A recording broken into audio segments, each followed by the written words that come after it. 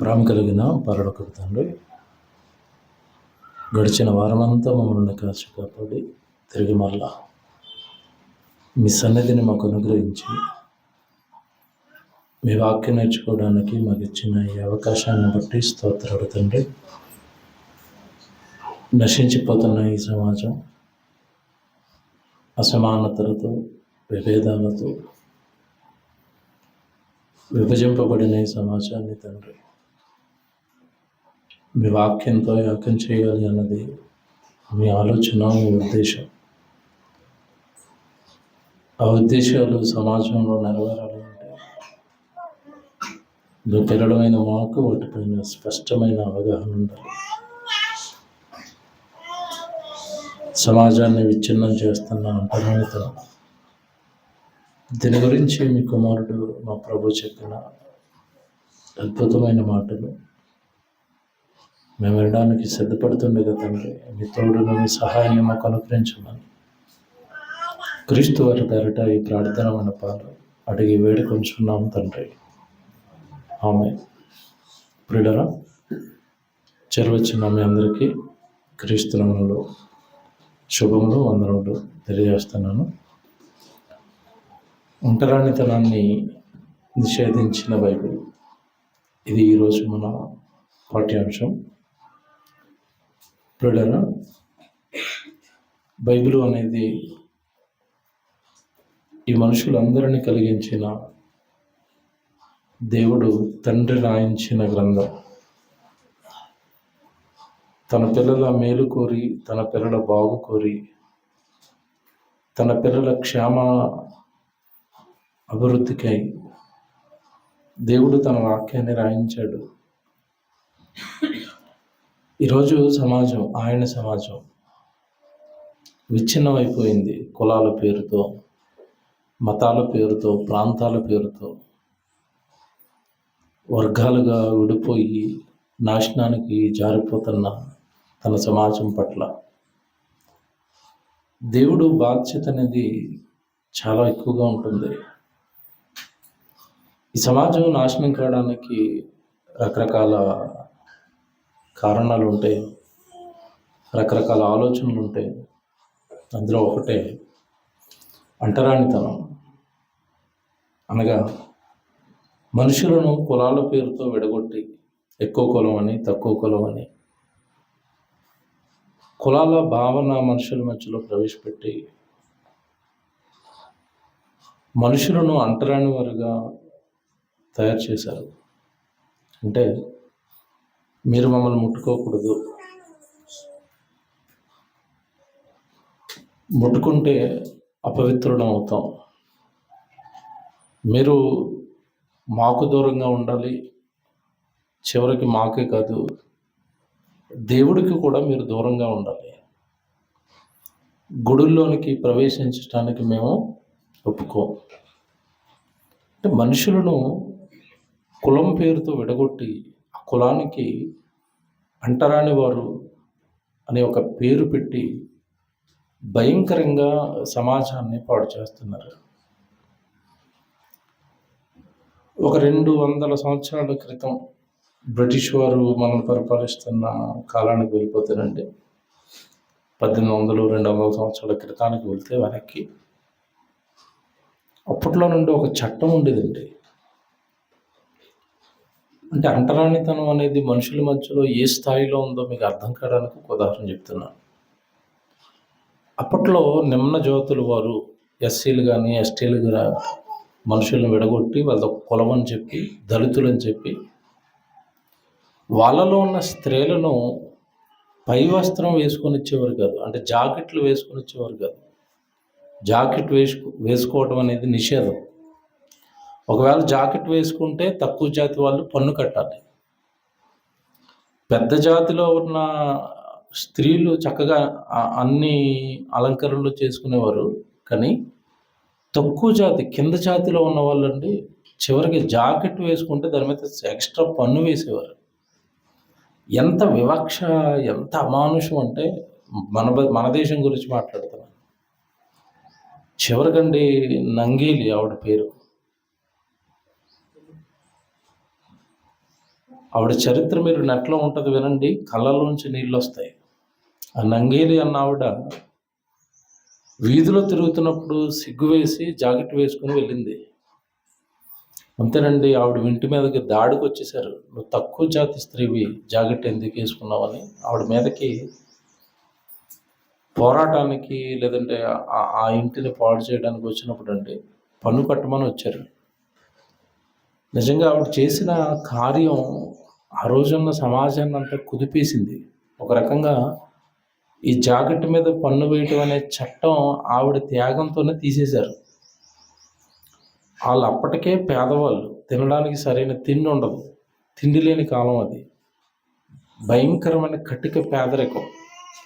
పొలాలు, ఆస్తులు అన్నీ పెద్ద వర్గాల దగ్గర, పెద్దవాళ్ళ దగ్గర, పెద్ద కులాల వాళ్ళ దగ్గర ఉండిపోయేవి. ఈ చిన్న కులాల వాళ్ళందరూ వాళ్ళ దగ్గర పని చేసుకుంటే కానీ బ్రతకలేని పరిస్థితులు. అలాంటి పరిస్థితుల్లో ఇక పన్ను కట్టమంటే వాళ్ళు ఎక్కడ కడతారు? ఆవిడ పన్ను కట్టనందుకు ఆవిడని హింసిస్తుంటేనండి ఆవిడ చేసిన పని మాటలో చెప్పడానికి కూడా చాలా బాధ కింద ఉంటుంది. ఆ వస్త్రం వేసుకుంటున్న తన 2 రొమ్ములు, ఏమండి, కొడవలి, పొలం కోసే కొడవలతో తన 2 రొమ్ములు కట్ చేసి వాళ్ళకి ఇచ్చేసింది. ఆ రక్తం ఓడుతూ ఆ ఇంట్లోనే చచ్చిపోయిందండి. పెద్ద సంచలనం అయిపోయింది అప్పట్లో ఆవిడ చేసిన ఆ పని. అప్పటి నుంచి మిగతా జాతులు వాళ్ళందరూ తిరగబట్టడం, ఆవిడ ప్రాణం ఎప్పుడైతే పోయిందో కింద జాతం అంతా తిరగబట్టడంతో, ధర్నాలు చేయటంతో, కోపంతో రగిలిపోతుంటే అప్పుడు ఈ పన్ను ఎత్తేసారు. ఇది ఇలాంటి సన్నివేశాలు భారతదేశంలో కోకొల్లలు చెప్పుకోవడానికి. అంటే కులం పేరుతో అణిచివేసి, ఏమండి, వాళ్ళని ఒక చిన్న జాతి వాళ్ళుగా చూస్తూ, అంటరాని వాళ్ళుగా చూస్తూ, గుడిలోనికి రానివ్వకపోవటం, వాళ్ళు సరైన బట్టలు వేసుకొనివ్వకపోవటం, ఒక రకమైన హింస కాదు, భయంకరమైన హింసలు ఈ దళిత జాతిని కానీ, ఎస్సీలను కానీ, ఎస్టీలను కానీ, శూద్రులు అంటారు, బీసీలను కానీ భయంకరంగా అంటరాని వారిగా చేసి సమాజం పాడు చేసింది, విచ్ఛిన్నం చేసింది మన భారతదేశంలో. ఇప్పుడు దేవుడు అనేసరికి తన పిల్లల్ని ఒకళ్ళు ఎక్కువగా ఒకళ్ళు తక్కువ అని ఏ తండ్రి అనడు. బైబిల్లో దేవుడు తనని తండ్రిగా పరిచయం చేసుకున్నాడు. నేను మీకు తండ్రిని, మీరు నాకు బిడ్డలు, నా పిల్లలు అంటాడు. ఏ తండ్రి కూడా పిల్లల్లో అసమానతలు, అంటే ఒకళ్ళు తక్కువ ఒకళ్ళు ఎక్కువ అన్నది ఏ దేవుడు చెప్పడు. కానీ విషయం ఏంటంటే, మాది ధర్మము, మాది గ్రంథములు, మాది మతం అని చెప్పుకునే ఈరోజు భారతదేశంలో ఉన్న వాళ్ళు మనుషుల్ని 4 రకాలుగా విడగొట్టారు. మీకు తెలియంది కాదు. తలలో నుండి పుట్టిన వాళ్ళు, భుజంలో నుండి పుట్టిన వాళ్ళు, ఎవడి తొడల్లోంచి పుట్టిన వాళ్ళు, చివరికి పాదాల్లోంచి పుట్టిన వాళ్ళు. పైన మెదడులో నుంచి, తలలో నుంచి పుట్టిన వాళ్ళు బ్రాహ్మణులు, వాళ్ళు చాలా తెలివైన వాళ్ళు, గొప్పవాళ్ళు, దైవ సమానులు అని పెట్టి, కిందకి భుజాల దగ్గర నుంచి పుట్టిన వాళ్ళను ఏమండి శూద్రులుగా చేసి భయంకరంగా వర్ణన, అంటే మనుషులను కులాలుగా విడగొట్టి, వర్గాలుగా విడగొట్టి, పైన ఉన్నవాడు కింద ఉన్న వాళ్ళందరినీ పరిపాలించటం భారతదేశంలో ఒకప్పుడు జరిగింది. ఇప్పటికీ అది కొన్ని చోట్ల జరుగుతూనే ఉంది. ఇళయరాజా మీకు తెలియదు కదా, లేటెస్ట్ న్యూస్ చెప్తున్నాను. ఇళయరాజా అసలు నా ధర్మం, నా మతం అని ఎప్పుడు కూడా పాపం హైందవ ధర్మం పట్ల చాలా విలువలు కలిగి పోరాటాలు చేస్తున్న వ్యక్తి. అలాంటి వ్యక్తిని మధ్యకాలంలో గుడిలోకి వెళ్తే లోపల రానివ్వలేదు వాళ్ళు, బయట నుంచే పంపించేశారు. ఆడు ఏమంటే భూమి మీద ఇప్పుడు పరిస్థితి ఎలా ఉందంటే, అతను ఎంతటి గొప్పవాడైనా, సమాజంలో ఎంతటి విద్వాంసుడైనా, దేవుడి దగ్గరికి రావాలి అంటే ఒక కులానికి తప్ప మిగతా కులాలకి ఆ హక్కు లేకుండా చేశారు. మళ్ళీ చెప్తాను, దేవుడికి సంబంధించిన పూజారి ఆ హక్కు, ఆ భాగ్యం ఒక కులానికి తప్ప మిగతా వాళ్ళకి లేకుండా చేశారు. అంటే ఒక జాతే ఎప్పుడు దేవుడికి ఇది చేస్తూ ఉండాలి, మిగతా వాళ్ళందరూ కనీసం ఆ లోపలికి ఎంట్రీ కూడా అవకాశం లేదు అన్నట్టుగా మన భారతదేశంలో మార్చేశారు. పిల్లరా, యేసుక్రీస్తుల వారు ఈ భూమి మీద పుట్టిన కాలానికి, క్రీస్తు ఈ భూమి మీద పుట్టిన కాలానికి ఆయన చుట్టూ కూడా యాజ్ ఇట్ ఈస్గా ఎలాంటి పరిస్థితులే ఉన్నాయి. యేసుక్రీస్తుల వారి చుట్టూ కూడా ఇలాంటి పరిస్థితులే ఉన్నాయి. నిజంగా బైబిలు దేవుడి మాట, యేసుక్రీస్తుల వారి మాట, ఈ అంటరానితనం ముట్టుకోకూడదు, దేవుడి దగ్గరికి రాకూడదు, దేవుడి దగ్గర ఉండకూడదు అన్న ఈ అంటరానితనం పైన యేసుక్రీస్తుల వారు చేసిన పోరాటం, లేదా ఆ అంటరానితనాన్ని పోగొట్టడానికి ఒక సంఘ సంస్కర్తగా ఆయన తీసుకున్న నిర్ణయాలు, ఆయన చేసిన పనులు నిజంగా చాలా ఆశ్చర్యాన్ని మనకు కలిగిస్తాయి. అంటరానితనం అనేది ఉండకూడదు, అందరూ సమానమే, అందరూ ఒక తండ్రి పిల్లలే, ఒక్కటిగా కలిసి ఉండాలి, ఈ భేదాలు అనేవి మనుషుల మధ్యలో ఉండకూడదు అని క్రీస్తు వారు చేసిన పోరాటం ఇప్పుడు మీకు చూపిస్తాను. ఇప్పుడు కూడా ఆయన సమాజం పట్ల ఎంతటి బాధ్యత కలిగిన వ్యక్తిగా ప్రవర్తించాడో, సమాజంలో ఈ ముక్కలైపోయిన వాళ్ళ పట్ల ఎంతటి ప్రేమ చూపించాడో, లేదంటే ఇలా అణగారిపోయిన వాళ్ళ పట్ల, అంటరాని వారుగా పిలువబడుతున్న వారి పట్ల క్రీస్తు చూపించిన ప్రేమ ఎంత ఉన్నతంగా ఉంటుందో ఏమని మీకు చూపిస్తాను. నేను బైబిల్ చదువుకున్నప్పుడు అంటే ఒక సన్నివేశం నన్ను ఎలా ఆలోచింపు చేసింది. ఒక రకంగా చాలా బాధ అనిపించింది ఆ మాట చదువుతున్నప్పుడు. యేసుక్రీస్తుల వారు సువార్త ప్రకటించుకుంటూ వెళ్తున్నాడు. యేసుక్రీస్తుల వారు అనగానే ఆయన నోట నుండి వచ్చే జ్ఞానం, వాక్యం వినడానికి కోకొల్లలుగా వచ్చేవారు, వేలల్లో వచ్చేవారు ప్రజలు. వేలల్లో ఆయన దగ్గరికి ప్రజలు వస్తున్నా ఆ రోజు వాళ్ళలో వర్గాలు ఉన్నాయి. యూదులలో, ఇశ్రాయేలులో వర్గాలు ఉన్నాయి. ఆ జాతిలో కూడా ఇలాంటి భేదాలు ఉన్నాయి. ఏంటి ఆ జాతిలో ఉన్న భేదాలు అంటే, మొట్టమొదట వాళ్ళలో శాస్త్రులు అని ఉంటారు. ఇశ్రాయేలీలు యూదుల్లోనే ఒక తెగది. శాస్త్రులు అంటే ఎవరంటే వీళ్ళు, అప్పట్లో బైబిలు చర్మపు కాగితాల మీద ఉండేది, జంతు చర్మాల మీద రాసేవారు. ఇప్పటిలాగా పేపర్ లేదు, ఇంకో జిరాక్స్ లేదు. అప్పట్లో నాకు ఒక బైబిల్ కావాలి అంటే ఈ శాస్త్రులు నకలు రెడీ చేసేవారు. అంటే దానికి జిరాక్స్ కాపీని ఒకటి రెడీ చేసేవారు. అది చెయ్యాలి అంటే ఈ శాస్త్రుల వల్ల మాత్రమే అయ్యేది. బైబిల్కి ఇంకో కాపీ కావాలంటే వాళ్ళే జంతు చర్మాల మీద రాసి ఇవ్వాలి. కనుక వీళ్ళు మేమేదో గొప్ప వాళ్ళము, మేము చాలా ఉన్నతమైన వాళ్ళము అని వీళ్ళను వీళ్ళు చాలా గొప్పగా ఊహించుకునేవారు. అలాగే ఎవరికి వాక్యం కావాలి అన్నా వీళ్ళ దగ్గరికే వెళ్ళాలి, వీళ్ళే చెప్పాలి వాక్యం. మిగతా కింద ఉన్న వాళ్ళకి ఎవరికి కూడా వాక్యం అందకుండా చేశారు. కింద ఉన్న వాళ్ళు ఎవరికి కూడా దేవుడు తన గ్రంథంలో ఏం రాయించాడో తెలియకుండా చేశారు. ఎందుకంటే వీళ్ళ దగ్గరే బైబిల్ ఉంటుంది, ఒక నకలు తయారు చేయాలంటే వీళ్ళే తయారు చేయాలి, వీళ్ళే ఇవ్వాలి. కనుక వాక్యం మొత్తం వీళ్ళ సొంతం అయిపోయింది. జాగ్రత్తగా వినండి, ఇది శాస్త్రులు. రెండో వర్గం వచ్చేసరికి పరిచయులు ఉంటారు. వీళ్ళు సేమ్ ఎలాంటి వాళ్ళు అంటే, శాస్త్రులు పరిచయులు మీరు చదువుకుంటారు బైబిల్లో. ఈ పరిచయులు ఎలాంటి వాళ్ళు అంటే, వీళ్ళందరూ కూడా యూదుల్లో, ఇశ్రాయేలులో తెగలుగా మారిపోయారు. వీళ్ళంతా ఇశ్రాయేలీలే, యూదులే. ఈ పరిచయులు అనేసరికి వీళ్ళు కూడా ప్రత్యేకింపబడిన వాళ్ళుగా భావించేవాళ్ళు. సేవాధర్మం ఎక్కువగా చేసేవారు. ఏమండి, రకరకాల ఆచారాలు వీళ్ళ దగ్గర ఉండేవి. యోధ మత ప్రవిష్టులుగా పిలువబడేవారు. రకరకాల ఆచారాలు ఉండేవాళ్ళు. వెళ్ళి ఆచారాలు పాటించేవారు. చేతులు కడుక్కోవాలి, కాళ్ళు కడుక్కోవాలి, స్నానం చేయాలి, సామాన్లు కడగాలి, ఇలాంటి రకరకాల ఆచారాలు వీళ్ళలో ఉండేవి. వీళ్ళలో నుంచి పుట్టినవాడే పౌలు గారు పరిచయుడే. అందుకే ఆయన ఇదిగో మా మతంలో ఇలా ఉంటే, ఇంత పవిత్రత ఉంటే యేసుక్రీస్తుల వారు శిష్యులు వచ్చి పాడు చేస్తున్నారు అని ఆ శిష్యుల్ని చంపడానికి వెళ్ళిపోయాడు. ఉగ్రవాదిగా ఉన్నాడు, మతోన్మాదిగా ఉన్నాడు ప్రారంభంలో పౌలు గారు. పరిచయులు రెండో తెగ. ఇక మూడో తెగ వచ్చేసరికి వీళ్ళు సద్దుకయ్యులు అని కనబడతారు బైబిల్లో. మీకు సద్దుకయ్యులు అని ఉంటారు.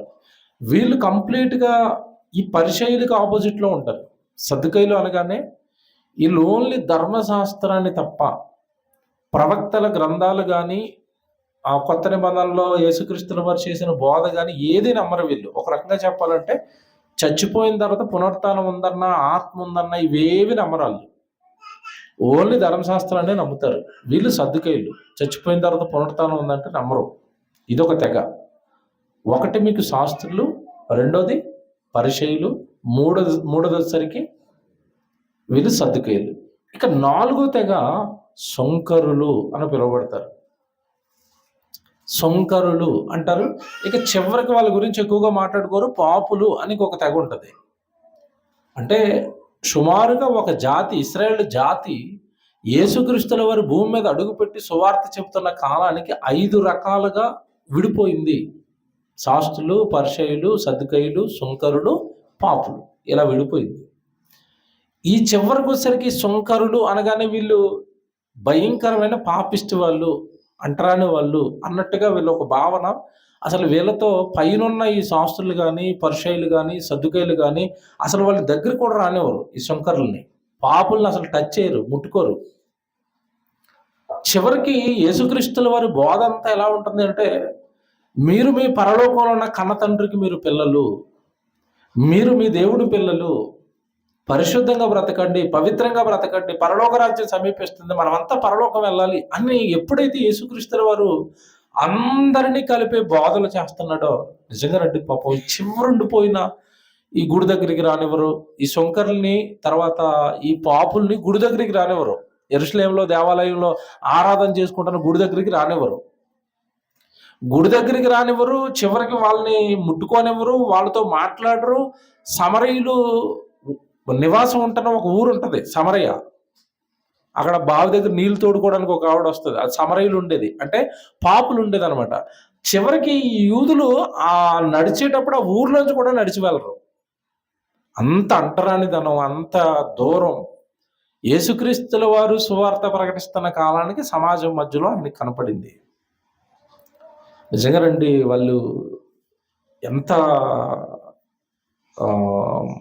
వెలివేయబడ్డారు అంటే, ఎంత దూరం అయిపోయారు మనుషులకి, దేవుడికి అంటే 2 సందర్భాలు కూడా మీకు చూపిస్తాను. ముందులో ఒకటి, యేసుక్రీస్తుల వారు సువార్త ప్రకటించుకుంటూ వేల మంది మధ్యలో వెళుతున్నప్పుడు సొంకరులో నుంచి వచ్చిన పిల్లలు యేసుక్రీస్తుల వారి దగ్గరికి వెళ్ళాలని ఆశపడుతున్నారు. సొంకరులు, పాపుల్లో నుంచి వచ్చిన పిల్లలు. కానీ ఆ రోజు యూదులు, ఈ పరిసయ్యులు, శాస్త్రులు సొంకరులతోనూ సమరయులతోనూ సాగత్యం చేయరు. చివరికి వాళ్ళని దగ్గరికి రానివ్వరు, ముట్టుకోరు. వీళ్ళు ఏం కోరుకున్నారు తెలుసండి? యేసుక్రీస్తుల వారి దగ్గరికి వచ్చి ఏం కోరుకున్నారు తెలుసా?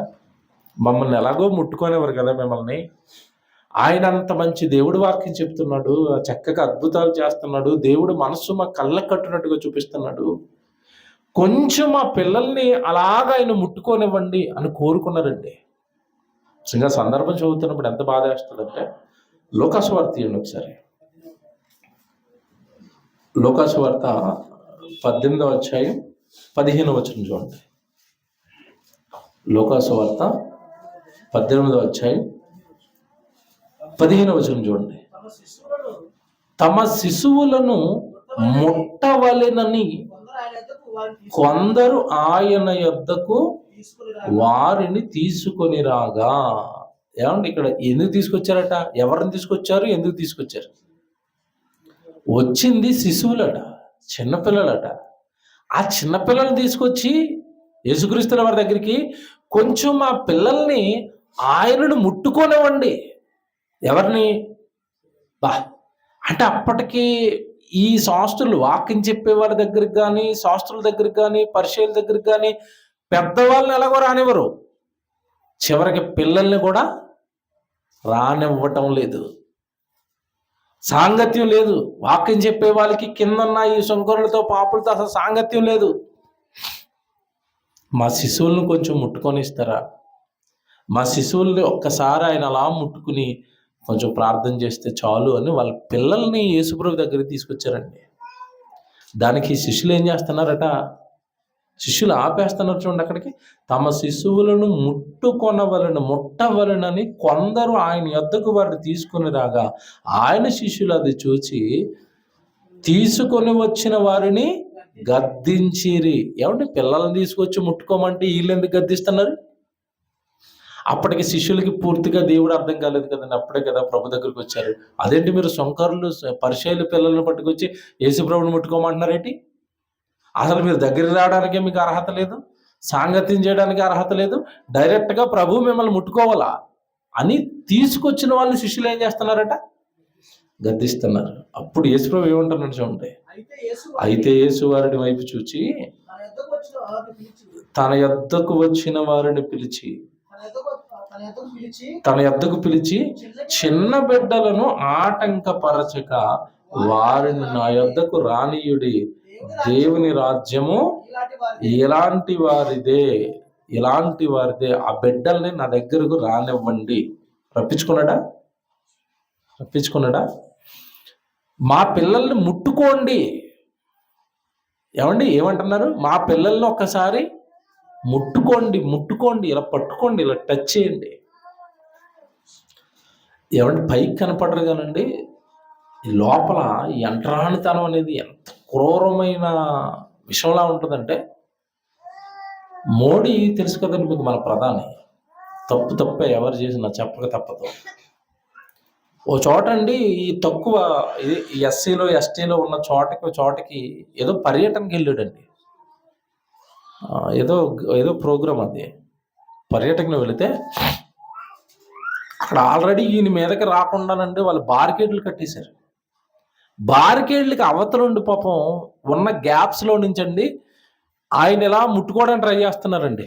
మోడీని ముట్టుకోవడానికి ట్రై చేస్తున్నారు, పట్టుకోవడం. చిన్నపిల్లలు అండి, వాళ్ళు పెద్దోళ్ళు కాదు, చిన్నపిల్లలు. మోడీ గారిని ఇలా ముట్టుకోవడానికి ట్రై చేస్తుంటే ఇలాగా వాళ్ళ దగ్గరకంట చేతులు పెట్టండి, వాళ్ళు ముట్టుకోనివ్వకుండా ఇలా గేమ్స్ ఆడుతున్నాడు వాళ్ళతో. అంటే ఇలాగ అంటున్నాడు. మీరు వీడియో చూసుంటారు, అది నెట్లో కూడా ఉంటుంది ఇప్పటికీ. అంటే వాళ్ళు ముట్టుకుంటే మనోడు ఎక్కడ మైలైపోతాడు అండి. వాళ్ళు ముట్టుకోనివ్వకుండా ఇలాగా అంటున్నాడు. ముట్టుకోవద్దు అంటున్నాడు నన్ను. చూసారండి లోపల. ఆ తక్కువ జాతి వాళ్ళని చూసేసరికి ఎంతటి దేశ ప్రధాని, దేశానికి తండ్రి లాంటి వాడు, అలాంటి వాడి దగ్గరికి వాళ్ళు వస్తేనండి ముట్టుకోనివ్వలేదండి. దూరం నుంచి అలా సిగ్నల్ చేసి వాళ్ళు పంపించేసాడు. ముట్టుకోనివ్వరు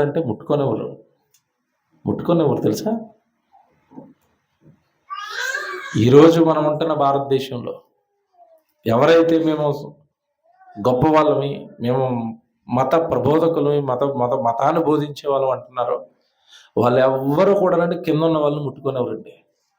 వీడియో చూపిస్తాను చూడండి, ఆ వీడియో ప్లే చేద్దాం. ఈ తెలుగు 2 రాష్ట్రాల్లో అందరికీ తెలిసిన ఒక పేరు ఉంటుంది, రాధా మనోహర్ దాస్ అని. పిలకేసుకుని ఎప్పుడు తెల్లవారు లేస్తే క్రైస్తవులను తిడుతూ ఉంటాడు. మనోడు బతికేంటో చూపిస్తానండి. ఎందుకంటే ఇతను మనోడు శూద్రుడు, బీసీ వర్గంలో పుట్టినాడు. ఎంతనో కాషాయం బట్టలు వేసినా, ఎంత పిలకేసుకుని, ఎంత పోరాటం చేసినా పైన ఉన్న వాళ్ళంటే ఇతను ముట్టుకునేవారండి. మీకు చూపిస్తాను చూడండి, వీడియో ప్లే చేయి. చూడండి, అదిగో మధ్యలో ఉన్నది పీఠాధిపతి అండి, మీకు తెలియదు కాదు, చిన్నజీఆర్ గారు. చూడండి, అదిగో సాష్టాంగ నమస్కారం చేశాడా. దీవెనలు చూడండి ఎలాగిస్తాడు ఆయన.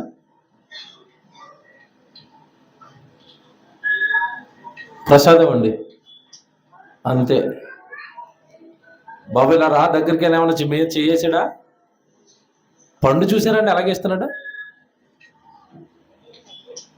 అంతే. ముట్టుకోరండి, దూరం. నువ్వు తక్కువ జాతి వాడివి, మేము ఎక్కువ జాతి వాళ్ళు. నీకు ఇంకో వీడియో పెట్టాను చూడదాం.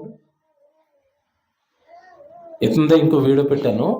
అంటే ఇక్కడ విషయం ఏంటంటేనండి, ఇద్దరు ఒకే మతంలో ఉన్నారు, ఇద్దరు ఒకే పని చేస్తున్నారు. కానీ ఎవరైతే పెద్దగా ఉన్నాడో, మతాన్ని ప్రబోధిస్తున్నాడో, ఎవరైతే మత ప్రచారకుడిగా ఉన్నాడో, ఎవడైతే నేను గొప్పవాడిని అంటున్నాడో, అతడు ఇతను ముట్టుకోనివ్వట్లేదు. చూడండి, దగ్గరికి కూడా రానివ్వరండి ధర్మం చేసి చెప్పుడు.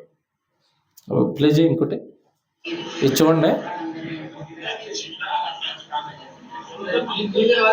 కాళ్ళను కూడా పట్టుకోనివ్వలేదండి చివరికి, కాళ్ళు చూడండి మీరు.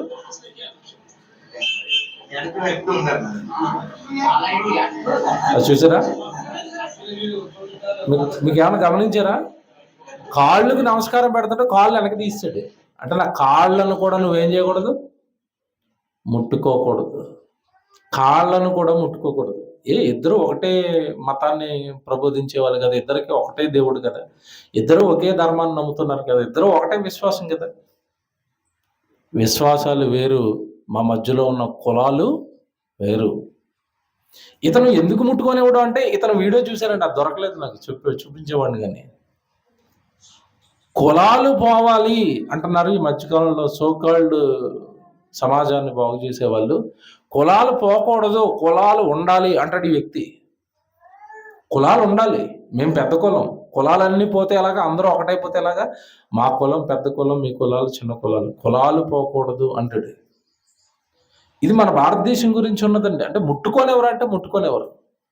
ఇదే సీన్ యేసుక్రీస్తుల వారి కాలానికి ఉంది.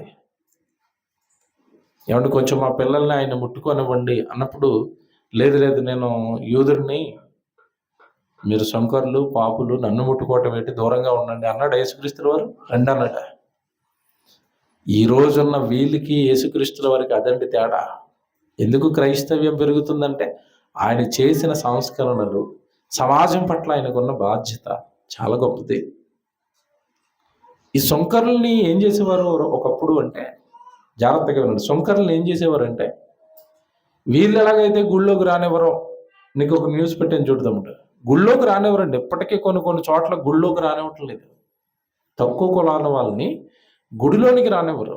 న్యూస్ వేస్తారు చూడండి, టీవీ 9లో వేసిన న్యూస్ అంటే, ఈ ఎస్సీ ఎస్టీలో పుట్టిన ఒక అమ్మాయి ఒక అబ్బాయి వివాహం చేసుకున్నారండి. వివాహం చేసుకుని ఊరేగింపుగా ఊరంతా వెళుతూ చివరికి గుడికి వెళ్ళాలి, ఊరేగింపుగా గుడికి వెళ్ళాలి. మొట్టమొదటి వివాహం అయింది కనుక దేవునికి నమస్కారం చేసుకుని రావాలి, పూజ చేసుకుని రావాలి అని చెప్పి చక్కగా వీళ్ళు పాపం ఒక ర్యాలీగా గుడికి వెళ్తున్నారు. ఏం జరుగుతుంది చూడండి, న్యూస్ వేస్తారు. ఇది మన అనంతపురం.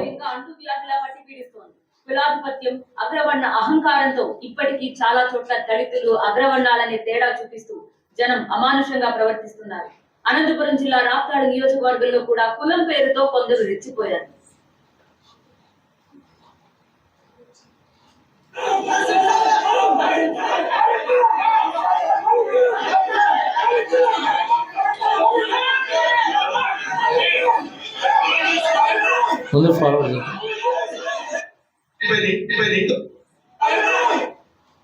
వారిపై కర్రలు రాళ్లతో దాడి చేశారని ఊరేగిస్తూ ఉండగా గ్రామంలో కొందరు వారిని అడ్డుకున్నారు. దళితులకు హంగులు ఆర్భాటాలు ఏంటని నిలదీశారు. దైవ దర్శనం కోసం గుడిలోకి వెళ్తున్న జంటను అడ్డుకున్నారు. అంతటితో కాకుండా వారిపై కర్రలు రాళ్లతో దాడి చేశారని. చాలండి, దైవ దర్శనానికి వెళ్తున్నారు కొత్తగా వివాహం అయిన తర్వాత.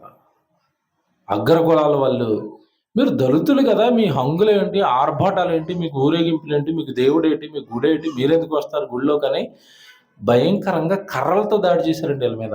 అనంతపురం ఇది న్యూస్. అంటే తక్కువ జాతి వాళ్ళని గుళ్ళో కూడా రానివ్వం. ఇదే పరిస్థితి యేసుక్రీస్తుల వారి కాలంలో ఉంది. లూకా సువార్తకు రండి, 18వ అధ్యాయంలో 9వ వచనం ఒకసారి చదవండి. లూకా సువార్త 18వ అధ్యాయం 9వ వచనం చూడండి. తామే నీతిమంతులమని తమ్మును నమ్ముకొని ఇతరులను తృణీకరించి కొందరితో ఆయన సరే తమ్మును తాము నీతిమంతులుగా వాళ్ళే సర్టిఫై ఇచ్చుకుని మిగతా వాళ్ళందరిని ఏం చేస్తారట, తృణీకరిస్తారు, విసర్జిస్తారు, దూరం పెడతారు. మీరు అంటారని వాళ్ళు రాకూడదు. ఏంటంటే వాళ్ళు చేసిన పని అంటే, ఇప్పుడు యేసు చెప్తారు చూడండి, ప్రార్థన చేయుటకై ఇద్దరు మనుషులు దేవాలయమునకు వెళ్ళిరి, వారిలో ఒకడు పరిసయ్యుడు ఒకడు సుంకరి. ప్రార్థన చేసుకోవడానికి ఇద్దరు వెళ్ళారట. ఎక్కడికి వెళ్ళారు? దేవాలయానికి వెళ్ళాడు. పరిసయ్యుడు సుంకరి. ఈ పరిసయ్యుల గురించి ఇందాక చెప్పాను కదా నేను మీకు, వీళ్ళు పరిసయ్యులు అనేసరికి మేమేదో గొప్ప వాళ్ళము, మేమే ఈ మతం అంతా మాదే అని ఫీల్ అవుతూ ఉంటారు వీళ్ళు. ఈ సొంకరులు అనేసరికి వీళ్ళ గురించి, సొంకరులు అనగానే మీకు అర్థం కావాల్సింది ఏంటంటే, ఆ కాలంలో పన్ను వసూలు చేసేవారు వీళ్ళు. మీకు సొంకరులు పన్ను వసూలు చేయడం అంటే బైబిల్లో ఒక ఆయన జ్ఞాపకం వస్తాడు, పొట్టి చక్కయ్య గారు. వీళ్ళు ఏం చేసేవారంటే, రామ గవర్నమెంట్ దగ్గర ఒక భాగాన్ని పాడుకునేవారు, ఒక గ్రామాన్ని పాడుకునేవారు. ఈ గ్రామం మీద మేము పన్ను వసూలు చేసి మీకు కడతామని చెప్పి వీళ్ళు వేలం పాటేసి ఒక ప్రాంతాన్ని పాడుకునేవారు. ఒక ప్రాంతాన్ని పాడుకునేటువంటి వీళ్ళు చేసే పని ఏంటంటే, ఒక 10 రూపాయలకు పాడుకున్నారు అనుకోండి, అక్కడ వీళ్ళు 40 రూపాయలు వసూలు చేసేవారు. చివరికి గవర్నమెంట్కి వెళ్ళి 10 రూపాయలే కట్టేవారు. దానివల్ల వీళ్ళని ఒక రకంగా మంచోళ్ళు కాదు, పాపులు, అక్రమార్కులు అన్నట్టుగా వీళ్ళ మీద ముద్ర వేసి అసలు వీళ్ళతో మాట్లాడటమే మానేశారు. యూదులు, శాస్త్రులు కానీ పరిసయ్యులు కానీ వీళ్ళందరూ మాట్లాడటమే మానేశారు, దగ్గరికి రానివ్వడం మానేశారు. వీళ్ళు అసలు గుడికి ప్రవేశం లేదు వీళ్ళకి. ఎలా చెప్తారంటారా? ఇప్పుడు ప్రార్థన చేయడానికి వచ్చిన ఇద్దరిలో పరిసయ్యుడు, సుంకరి. ఈ పరిసయ్యుడు ఏమని ప్రార్థన చేస్తున్నాడు? పరిసయ్యుడు నిలవబడి, దేవా నేను చోరులను, అన్యాయస్తులను, వ్యభిచారులైన ఇతర మనుషుల వలనైనను ఈ సొంకరి వలనైనను ఉండనందునా. అంటే సొంకర్లు ఎలా ఉంటారని వీళ్ళు సర్టిఫై ఇచ్చేశారు. వీళ్ళు ఏం చేస్తారట? సొంకర్లు ఏమేం పనులు చేస్తారట? చోరులను, అన్యాయస్తులను, వ్యభిచారులైన ఇతరుల వలనైనను ఈ సొంకరుల వలనైనను. అంటే సొంకరులు అనేసరికి వ్యభిచారం చేస్తారు, అన్యాయాలు చేస్తారు, అక్రమాలు చేస్తారు. వీళ్ళు మంచోళ్ళు కాదు. వీళ్ళు వాళ్ళ భావం చూడండి ఎలాగుందో. సో ఇప్పుడు ఏం చేస్తున్నారు? కిందకి వెళ్ళేసరికి ఉండనందు నీకు కృతజ్ఞతాస్తుతులు చెల్లించుచున్నాను, వారన్నకు 2 మార్లు ఉపవాసం చేయొచ్చు, నా సంపాదన అంతట్లో 10వ వంతు చెల్లించుచున్నానని తనలో తాను ప్రార్థించుచుండెను. నెక్స్ట్, అయితే సొంకరి దూరముగా నిలుచుండి, ఎక్కడికి దూరంగా ఉండిపోయాడు? దేవాలయానికి దూరంగా ఉండిపోయాడు. దేవాలయంలోనికి రానివ్వరు. పరిసయ్యులు, శాస్త్రులు దేవాలయంలోనికి సొంకర్లను రానివ్వరు. వస్తే ఆ బయట ఉండాలి అంతే. మొన్న ఇళయరాజానికి ఎంటేసినట్టుగా ఎంటేస్తారు. నువ్వు ఎంతటి గొప్పడు అయినా కావచ్చు బయట. అతను ఫేమస్ మ్యూజిక్ డైరెక్టర్ అండి, డబ్బు ఉంది, పేరు ఉంది, కానీ నీ కులం తక్కువ కనుక నీ గుళ్ళోకి ఎంట్రీ లేదు. సేమ్ ఇక్కడ కూడా ఈ సొంకర్లు అనేసరికి చిన్నోళ్ళు ఏం కాదు, ఇన్కమ్ ట్యాక్స్ ఆఫీసర్లు ఇల్లు పొడిచక్క అదే 1000 కోట్ల ఆస్తి. ఏమంటే ఈరోజు లెక్కల ప్రకారం మీకు చెప్పాలంటే ఎంత డబ్బు ఉన్నా సరే నువ్వు సొంకరవి కనుక నువ్వు గుళ్ళోకి రావడానికి కుదరదు. ఇప్పుడు సొంకర ఎక్కడ నిల్చుండి ప్రార్థన చేస్తున్నాడట? దేవాలయమునకు దూరంగా ఉండిపోయాడు. జాగ్రత్తగా వినాలి. దేవాలయానికి దూరంగా ఉండిపోయిన సొంకరులను పూజారులను చేశాడు యేసుక్రీస్తుల వారు. తెలుసా? నేను అందుకే టైటిల్ వేశాను, అంటరానితనాన్ని కంప్లీట్గా దేవుడు ఏం చేశాడు తెలుసా? నిషేధం. తక్కువ ఎక్కువ ఏంట్రా, అందరూ నాకు సమానమే అన్నాడు. ఇప్పుడు సొంకర్లు ఎక్కడ ఉండిపోయారు? ఈ వచనం ప్రకారం దేవాలయమునకు దూరంగా నిలిచిపోయి ఏమని ప్రార్థన చేస్తున్నారు చూడండి. వీళ్ళు దూరంగా నిలిచుండి ఆకాశం వైపు కన్నులెత్తుటకైనను ధైర్యము చాలక రొమ్ము కొట్టుకొనుచు, దేవా పాపినైనా నన్ను కరుణించుమని పలికెను. పాపినైనా నన్ను కరుణించు, పాపిలు నన్ను కరుణించని అసలు వీళ్ళని దేవాలయంలో కూడా రానివ్వలేదండి ఆ రోజు. ఎందుకంటే ఈ శాస్త్రులు, పరిసయ్యులు వీళ్ళు సమరయులతో, ఈ పాపులతో, సొంకరులతో అసలు సాంగత్యం చేయరు. యోహాను సువార్తలో ఉంటుంది మాట, మీ అందరికీ తెలుసు. 4వ అధ్యాయం 9వ వచనం చదవండి ఒకసారి. ఎందుకు రానివ్వరు అంటే వీళ్ళని, యోహాను సువార్త 4వ అధ్యాయం 9వ వచనం. ఆయన ఆ సమరయ స్త్రీ, యూదుడువైన నీవు సమరయ స్త్రీనైన నన్ను దాహమునకిమ్మని ఎలాగూ అడుగుచున్నావని ఆయనతో చెప్పును. ఎలయనగా యూదులు సమరయులతో సాంగత్యము చేయరు, కలిసి ఉండరు, కలిసి గుడికి రానివ్వరు, కలిసి భోజనం చేయరు. వాళ్ళ ఫంక్షన్లకు వీళ్ళు వెళ్ళరు, వీళ్ళ ఫంక్షన్లకు వాళ్ళని రానివ్వరు. అంటరాని వాళ్ళు సమరయులు అనేసరికి, పాపులు అనేసరికి సాంగత్యం లేదట, సహవాసం లేదట, ఇద్దరు కలిసి ఉండరట, ఇద్దరు వేరైపోయారట. అందుకే ఇక్కడ ఉన్న సమరయుడు అక్కడున్న సమరయుడు ఎక్కడో దేవాలయానికి దూరంగా ఉండిపోయి ప్రార్థన చేస్తున్నాడు. దేవాలయపు ఎంట్రీ కూడా లేకుండా చేశారు ఆ రోజు. ఇదంతా మీరు మనసులో పెట్టుకోండి. యేసుక్రీస్తుల వారు ఇవన్నీ గమనించాడు. సొంకర్లను గుళ్ళోకి రానివ్వటం లేదా, సొంకర్లు పిల్లల్ని జస్ట్ వాళ్ళు ముట్టుకోవడానికి కూడా ఇష్టపడటం లేదా అని ముందు నుంచి నండి ఈ అంటరాని తరం ఏదైతే ఉందో, ఈ విషం ఏదైతే ఉందో, ఇది ప్రజల మనసుల్లో నుంచి తీసేయడానికి ఫస్ట్ వాళ్ళ పిల్లల్ని దగ్గరికి రమ్మన్నాడు, ముట్టుకున్నాడు. ఇలాంటిదే దేవుని వాళ్ళ రాజ్యం అన్నాడు, ప్రార్థన చేశాడు, చక్కగా పంపించాడు. తర్వాత యేసుక్రీస్తుల వారు తీసుకున్న స్టెప్ ఏంటో తెలుసండి? యేసుక్రీస్తుల వారు తీసుకున్న ఒక నిర్ణయం ఆ రోజున్న శాస్త్రులు, పరిసయ్యులు, ఈ సద్దుకయ్యులు వీళ్ళందరినీ నండి తలలు కొట్టేసినట్టు అయిపోయింది. ఈయనంటే మా జాతిలో పుట్టి ఎలా చేస్తున్నాడు అని నిజంగా వాళ్ళందరినీ కలవరానికి గురి చేసింది. యేసుక్రీస్తుల వారిని వాళ్ళు చంపేయడానికి కారణాల్లో ఇది ఒక ప్రధానమైన కారణం. యేసుక్రీస్తుల వారి మీద పగపట్టి వాళ్ళు శాస్త్రులు, పరిసయ్యులు, ప్రధాన యాజకులు చంపేయడానికి మెయిన్ ప్రధానమైన కారణాలలో ఇదొక కారణం అండి. ఎందుకంటే అప్పటి వరకు ఈ సమరయులను, సొంకరులను వీళ్ళు దూరంగా పెట్టేసి పాపులను సాంగత్యం చేయకుండా ఉండిపోతే యేసుక్రీస్తుల వారు ఏం చేశారు తెలుసా? లోకాసు వార్త 15వ అధ్యాయానికి రండి, మొదటి వచనం చదవండి. లోకాసు వార్త 15వ అధ్యాయం మొదటి వచనం చదవండి. ఒకప్పుడు సమస్తమైన సుంకరులను పాపులను ఆయన బోధ వినుటకు ఆయన దగ్గరకు వస్తున్నారు. అంతకుముందు ఈ శాస్త్రుల దగ్గరికి పరిచయాల దగ్గరికి రాలేదు. ఎందుకంటే వీళ్ళు సాంగత్యం చేయరు కదా, వీళ్ళు ముట్టుకోనివ్వరు కదా, వీళ్ళు రానివ్వరు కదా. వీళ్ళ దగ్గరికి ఎందుకు వస్తారు? యేసుక్రీస్తుల వారి బోధ వినడానికి చివరికి సొంకారులు వస్తున్నారట, పాపులు వస్తున్నారట. ఏమంటే బోధ వినడానికి ఆయన దగ్గరికి వచ్చుచుండగా పరిసయ్యులను శాస్త్రులను అది చూచి ఇతడు పాపులను చేర్చుకొని వారితో కూడా భోజనం చేయుచున్నాడని చాలా సనుగుకొనిది. అసలు వీళ్ళు ముట్టుకోనంటే ఈయన వెళ్ళిపోయి వాళ్ళ ఇళ్లలో భోజనం చేస్తున్నాడు. ఎవరు? యేసుక్రీస్తు. ఇంటికి వెళ్ళి భోజనం చేస్తాడని మనం ఎలా చెప్పగలం? సేమ్ మళ్ళీ మీరు జక్కని జ్ఞాపకం చేసుకోవాలా. జక్కయ్య చెడు దిగు అన్నాడు. దిగంగానే జక్కయ్యతో యేసుప్రభు చెప్పిన మొట్టమొదటి డైలాగ్ ఏంటి చెప్పండి? నేడు నేను మీ ఇంట్లో భోజనం చేయాలనుకుంటున్నాను అన్నాడు. దెబ్బకు షాక్ అయిపోయాడు జక్కయ్య. ఇదేంటి, మేము సొంకరులం కదా, మేము పాపులం కదా, మీరు యూదుల్లో పుట్టారు కదా, యూదుడు కదా మీరు మా ఇంటికి భోజనానికి వస్తానంటున్నారండి. ఇప్పుడు మీకు అర్థమవుతుందా? అసలు వీళ్ళు దగ్గరికే రానివ్వట్లేదు, ఈయనేమో వాళ్ళ ఇంట్లోకి వెళ్ళి భోజనం చేస్తున్నాడు. చివరికి ఈ సొంకరులను సమరయులను యేసుక్రీస్తుల వారికి ఎలా మారిపోయారట? స్నేహితులుగా, ఫ్రెండ్స్గా మారిపోయారట. వాళ్ళింటికి వీళ్ళ భోజనానికి వెళ్ళడం, వీళ్ళింటికి వాళ్ళ భోజనానికి రావడం, వీళ్ళు వాళ్ళు కలిసి తిరగటం, ఇదంతానండి నిజంగా వాళ్ళు ఆ రోజు శాస్త్రులు పరిచయంలో చాలా చాలా కోపాన్ని పుట్టించింది. సనుక్కుంటున్నారట, ఏంటి మా జాతులు పుట్టేదని ఎలా చేస్తున్నాడు అంటే నెమ్మదిగా మనుషుల మధ్యలో ఉన్న ఈ అంటరానితనాన్ని ఏం చేస్తున్నాడు యేసుక్రీస్తు? నిషేధం.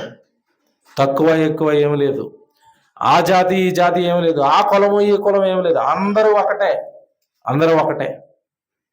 అందరూ కలిసి భోజనం చేయాలి, అందరూ కలిసి ఉండాలి, అందరూ కలిసి దేవుడు పని చేయాలి, అందరూ కలిసి దేవుడి యొక్క ఆరాధన చేయాలి. ఏమంటే ఇప్పుడు మీరు 15 అధ్యాయంలో ఉన్నారు కదా, 7వ అధ్యాయానికి రండి ఒకసారి. 7వ అధ్యాయం ఇదే లోకాసు వార్తలో 7వ అధ్యాయం 34 వచనం కూడా చూడండి. 7వ అధ్యాయం 34 వచనం. యేసుప్రభు గురించి ఏం మాట్లాడుకుంటున్నారు అంటే, మనుష్య కుమారుడు తినుచును త్రాగుచును వచ్చును గనుక మీరు ఇదిగో వీడు తిండిపోతును మద్యపానీయు సొంకరులకును పాపులకును స్నేహితుడును అనుచున్నారు. చివరికి ఏమంటున్నారంటే యేసుక్రీస్తుల వారి మీద వేసిన ముద్ర ఏంటి? సొంకరులకు పాపులకు స్నేహితుడట, ఫ్రెండ్ అట.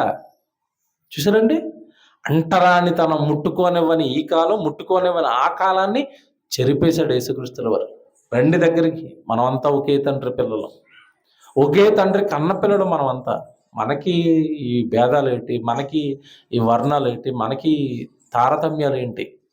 అందరం ఒకే తండ్రి పిల్లలు. అంటరానితనం ఉండకూడదు. దేవాలయాలకి మీరు దూరంగా ఉండిపోవటం ఏంటి? చివరికి మీకు కింద చెప్పాను కదా, సొంకరులు అనేసరికి వాళ్ళ ఇంటికి సమరయులు శాస్త్రులు వెళ్ళరు, పరిచయులు వెళ్ళరు, యూదులు అసలు వెళ్ళరు, వాళ్ళేమో గుళ్ళోకి రారు. కానీ మీరు బైబిల్ అంతా చదువుతున్నప్పుడు అండి, ఒక సొంకరుని యేసుక్రీస్తుల వారు తన శిష్యులలో ఒకడిగా శిష్యరకం ఇచ్చేశాడు, శిష్యుడిగా జాయిన్ చేసుకున్నాడు. ఆయనే మత్తయి అనగానే ఎవరనుకుంటున్నారు? ఆయన సొంకరి. ఈ సొంకరులు, ఈ పన్ను కట్టించుకునే వాళ్ళలో ఒకడినే తన శిష్యుడిగా జాయిన్ చేసుకున్నాడు. అంటే ఒక రకంగా చెప్పాలి అంటే శిష్యరకం అనేసరికి దేవునికి మనుషులకి మధ్య ఒక రకంగా మధ్యవర్తి. ఆ రోజు శాస్త్రులు పరిచయులు ఎలాంటి స్థితిలో అయితే ఉన్నారో, మేము వాక్యం చెప్తాం, దేవుడికి ప్రతినిధులు మేమని వాళ్ళ కాళ్ళు ఎగరేస్తుంటే, ఆ స్థానానికి ఒక వ్యక్తిని పట్టుకొచ్చి పెట్టాడు. ఎవరిని? సొంకరిని పట్టుకొచ్చాడు. ఇది మరింత వాళ్ళల్లో కోపాన్ని రేపింది. క్రీస్తు అంటరానితనంపై చేసిన పోరాటంలో మెయిన్ ఘట్టాలండి ఇవి. ఒక సొంకరిని పట్టుకొచ్చి వాక్యోపదేశకుని చేస్తాడా? ఒక సొంకరిని తీసుకొచ్చి జాయిన్ చేసుకుంటాడా తన శిష్యరేకంలో? ఈ అంటరాని వాళ్ళకి స్నేహితుడిగా మారాడు అంటేనే మనం తట్టుకోలేకపోతే వాళ్ళ ఇంటికి వెళ్ళి భోజనం చేస్తున్నాడు అంటేనే మాకు కోపం వస్తే చివరికి వాళ్ళల్లో ఒకడిని సేవకుడిగా మార్చాడు, వాళ్ళల్లో ఒకడిని అపోస్తులుడిగా మార్చాడు. కనుక బైబిలు లేదా క్రీస్తు ఆయన మాటలు ఆయన క్రియలు ఎంత స్పష్టంగా ఉన్నాయి చూడండి. అంటరానితనం లేదు, అందరూ ఒకటే, వాళ్ళకి కూడా సమాన హక్కులు ఉన్నాయి, వాళ్ళు కూడా దేవుడి పక్షాన మాట్లాడాలి, వాళ్ళను కూడా ఏమండి దేవుడికి ప్రతినిధులుగా మార్చాలి. గుడిలోకే రానివ్వకుండా ఆ రోజు ఆపేస్తే గుడిలో పూజారులుగా మార్చేసేది. మీకు అర్థమయ్యే భాషలో చెప్పాలంటే అంటరానితనాన్ని కంప్లీట్గా బ్యాన్ చేశాడు. అంటరానితనం అనేది లేదు. సొంకర్లేటి పాపులేటి, వాళ్ళు వేరు మనం గొప్పేటి, వాళ్ళు తక్కువ జాతి లేదు, అందరం ఒకటమే, అందరూ ఒకటే. భోజనాలు చేశాడు, వాక్యం చెప్పాడు, వాళ్ళ ఇంట్లో ఉన్నాడు, వాళ్ళలో ఒకడికి మంచి స్థానాన్ని ఇచ్చాడు. మీకు అర్థం కావడానికి చెప్తాను ఉదాహరణ. ఇప్పుడున్న పరిస్థితులు అర్థం కావాలంటే మన భారతదేశంలో పూజ చేయాలంటే ఎవరు చేస్తారు చెప్పండి? ఏ జాతి వాళ్ళు చేస్తారు? బ్రాహ్మణులు చేస్తారు. ఒక దళితుడిని పట్టుకెళ్ళి గుడి కట్టి అక్కడ పూజారి కింద ఎట్టండి. ఒక ఎస్సీలోంచి ఎస్టీలోంచి పట్టుకెళ్ళి జన్యం వేసి మంత్రాలు చదివించండి. ఈ వర్గం ఊరుకుంటుందండి? ఎంత దాడి చేస్తారు, ఎన్ని మాటలు అంటారు. ఆ రోజు యేసుక్రీస్తుల వారు చేసింది అదే. ఈ సొంకర్లు బ్యాన్ చేసేసా వాళ్ళ దగ్గర కూడా రానివ్వకూడదంటే అందులో ఒక అతను పట్టుకొచ్చి నువ్వు వాక్యం చెప్పాలని వదిలేడు. ఇశ్రాయేలుకే యూదులకే నువ్వు వెళ్ళి వాళ్ళ ఊర్లోకి వెళ్ళి వాక్యం చెప్పానంటే ఇప్పుడు సొంకరే ప్రసంగం చేస్తా ఉంటే వీళ్ళకి ఎలాగుంటుందండి? ఒక ఎస్సీ ఎస్టీలో పుట్టినోడు మంత్రాలు చదువుతుంటే వాళ్ళకి ఎలాగుంటుంది? అలా మార్చాడు ఆ రోజు. కనుక అంటరానితనం అనేది కనబడకూడదు. మత్తయి సువార్త 9వ అధ్యాయం చూడండి, 9వ వచనం. మత్తయి సువార్త 9వ అధ్యాయం 9వ వచనం. యేసు అక్కడ నుండి వెలుచు సొంకపు మెట్టునద్ద కూర్చుండి ఉన్న మత్తయి అనే ఒక మనుషుని చూసి నన్ను వెంబడించమని చెప్పగా అతను లేచి అతన్ని వెంబడించాను. చివరికి అతని ఇంట్లో భోజనం కూర్చొని ఉండగా ఇదిగో సొంకరులను పాపులను అనేకులు వచ్చి ఆయన శిష్యుల యొద్ద. ఇప్పుడు వాళ్ళల్లో నుంచి ఒకడినే మార్చేసి సేవకుడిగా మార్చేస్తే ఇప్పుడు కింద ఉన్న వాళ్ళందరూ ఏం చేస్తారు?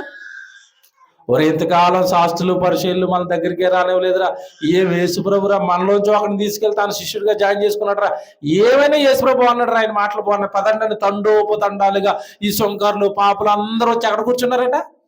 యేసుక్రీస్తుల వారి దగ్గర సొంకర్ల దగ్గర ఏమండి ఈ శిష్యుల దగ్గర కూర్చున్నారట ఈ సొంకర్లంతా. అంటే చూసారా, అప్పటికి యూదులకి ఈ సొంకర్లకి సాంగత్యం లేకపోతే కంప్లీట్గా తీసేస్తున్నాడు దాన్ని అంతా. లేదు, మనమంతా కలిసి ఉండాలి, మీరు వేరు మేము వేరు కదా, రండి మీరు మాతో పాటు కూర్చోండి, మీరు మాతో పాటు దేవుడి వాక్యం వినండి, మీలో ఒకరిని నేను ఇప్పుడు సేవకుడిగా మారుస్తాను, అతను మీ అందరికీ వాక్యం చెప్తాడు. అంటరాని తనని ఏం చేస్తున్నాడు చెప్పండి యేసుక్రీస్తు? నిషేధం, బ్యాన్. తక్కువ ఎక్కువ ఏం లేదు, అందరం ఒకే తండ్రి పిల్లలము. సొంకరులు పాపులు చివరికి వీళ్ళకి మంటెక్కిపోయి మాట ఒకటి అన్నాడండి. శాస్త్రులు పరిశీలి తీసుకుని ఏమన్నాడు తెలుసా? ఒరే మీరు అంతా వాక్యం ఉంది వాక్యం ఉంది వాక్యం ఉందని విర్రవీగుతున్నారు తప్ప అసలు మీకంటే వాళ్ళే సూపర్ అన్నాడు. ఎవరిని? వీళ్ళు ఎవరినైతే నిషేధించారో సొంకరులను పాపులను వాళ్ళ గురించి మాట్లాడుతూ 21వ అధ్యాయానికి రండి. ఇదే మత్తయి సువార్త 21వ అధ్యాయం. మత్తయి సువార్త 21వ అధ్యాయం 31వ వచనం చూడండి. 21:31. అందుకు వారు మొదటివాడే అనిరి. యేసుక్రీస్తుల వారు అంటున్నారు, సొంకరులను వేశ్యలను మీకంటే ముందుగా దేవుని రాజ్యములో ప్రవేశించుదురని మీతో నిశ్చయముగా చెప్పుచున్నాను. శాస్త్రులతో పరిశీలితో అంటున్నారు, మీరు రారా దేవుడి రాజ్యానికి. కానీ ఎవరు వస్తారు తెలుసా?